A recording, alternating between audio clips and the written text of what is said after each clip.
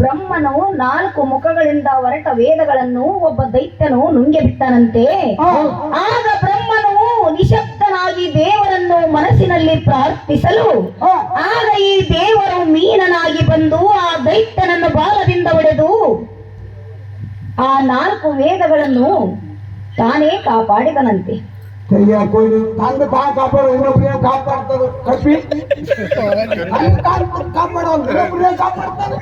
ಏನೆಯಮ್ಮ ಎಮ್ಮ ಸಮುದ್ರ ಮತನವೆಂದು ಹೇಳುತ್ತಿರುವರು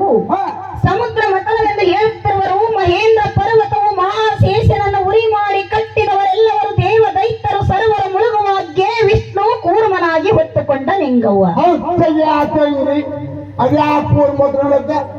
ದಪ್ಪದ ಕುತ್ಕೊಂಡ್ ಅಲ್ಲೇನ್ ಬೇಡ ಹೊತ್ಕೊಂಡು ಕುತ್ಕೊಂಡು ಪ್ರಾಣ ಕರ್ಕೊಂಡ್ ಕೈ ಹಿಡ್ದ ಕೂರ್ಮಾಗ ಓದ್ತದ ಕೋಳಿ ನಿನ್ಗೆ ಕಾಣದ.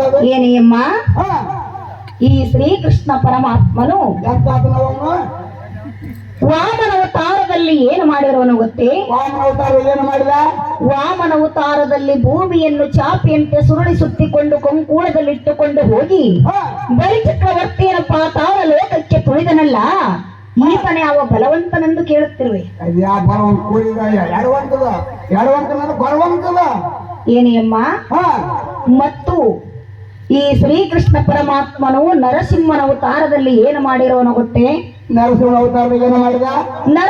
ಅವತಾರದಲ್ಲಿ ನರಸಿಂಹನು ಕಂಬದಿಂದ ಹುಟ್ಟಿ ಬಂದು ಹಿರಣ್ಯಕಶ್ಯಪನ ಹೊಟ್ಟೆಯನ್ನು ಸೀಳಿ ಅವನ ಕರಳುಗಳನ್ನು ತೆಗೆದು ಕೊರಳ ಮಾಲೆ ಮಾಡಿ ಧರಿಸಿಕೊಂಡಿದ್ದಲ್ಲದೆ ಅವನ ಮಗನಾದ ಪ್ರಹ್ಲಾದನನ್ನು ಸಲವಿದನೆಂದು ಹೇಳುತ್ತಾನೆ.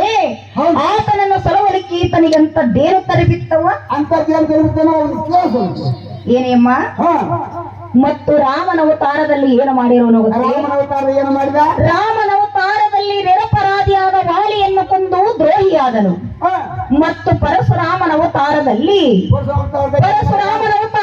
ಪರಶುರಾಮನ ತಂದೆಯನ್ನು ಒಬ್ಬ ಕ್ಷತ್ರಿಯ ಕೊಂದಿದ್ದಕ್ಕಾಗಿ ಪರಶುರಾಮನ ಕ್ಷತ್ರಿಯ ಕುಲವನ್ನು 21 ತಲೆಯ ಪರ್ಯಂತರ ನಾಶ ಮಾಡಿದನು. ಏನೇಮ್ಮ? ಈ ಶ್ರೀಕೃಷ್ಣ ಅವತಾರದಲ್ಲಿ ಬಂದು 16 ಗೋಪಿಕಾ ಸ್ತ್ರೀಯರು, 8 ಮಂದಿ ಪಟ್ಟದ ರಾಣಿಯರು, 9ನೆಯವಳು ಸತ್ಯಭಾಮ, ಇಷ್ಟೂ ಮಂದಿ ಇರಲಿಕ್ಕಾಗಿ ನನ್ನಂತ ಕೋಚಿತ ಕಿಂಚಿತ್ತ ಕುಂಚಿ ಕೊರವೆಯನ್ನು ತೆಗೆದುಕೊಂಡೀತ ಏನು ಮಾಡುತ್ತಾನೆ ಕೇಳವ? ಏನೇಮ್ಮ? ನಮಗ ರಸ್ತ ಬಿಟ್ಟು ಬಿಡಂತ ಕೇಳು.